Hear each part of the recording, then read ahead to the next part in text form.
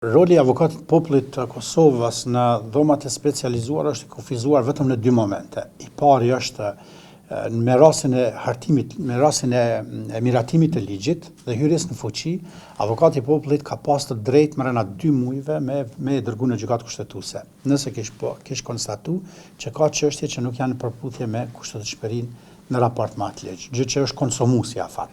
Edhe është si themi, vetëm nëse do të ketë një ndryshim të këtij ligji ose plotësim, atëherë mund të reagoj prapë. Avokati i popullit përndryshe është konsumuar dhe nuk mund të përsëritet më. Dhe kompetenca e dytë e avokatit të popullit është të Kosovës është nëse gjykata kushtetuese e dhomave specializuara kërkon opinion dhe qëndrim të avokatit të popullit, ne mund t'i dërgojmë këto qëndrime dhe opinione për çështjet që i ngrit dhe mendon gjykata që është më rëndësi me pas qëndrimin tonë. Përndryshe nuk i las një kompetencë tjetër, duke vendosur kompetencat e plota të avokatit të popullit të dhomave specializuara. Me vizitën e planifikuar, unë kam pas planifikuar në prill ta mbaj. Arsyeja pse nuk kam shku ka qenë fakti që nuk kam marrë një përgjigje të qartë se mund t'i vizitoj të gjithë burgosurit, pra më kanë përmend vetëm disa emra dhe unë kam pas për qëllim për me rujt pantësinë dhe barazinë në raport me të akuzuarit t'i vizitoj të gjithë.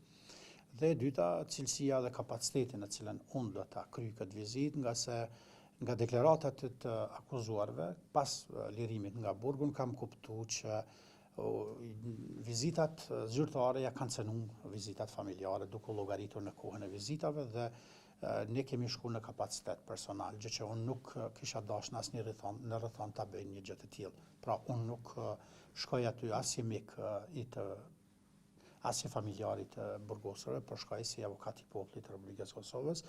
Kjo në mos sharu në takimin e fundit dhe më komuniku se mund të shkoj në cilësi të zyrtarit publik të shtetit, kështu që tani më janë plotësuar kushtet. E para që kam përmendur është shqetësimet që qytetarët e Kosovës kanë lidhur me atë se kjo gjykata po respekton parimin e një gjykimi të drejtë sipas standardeve ndërkombëtare.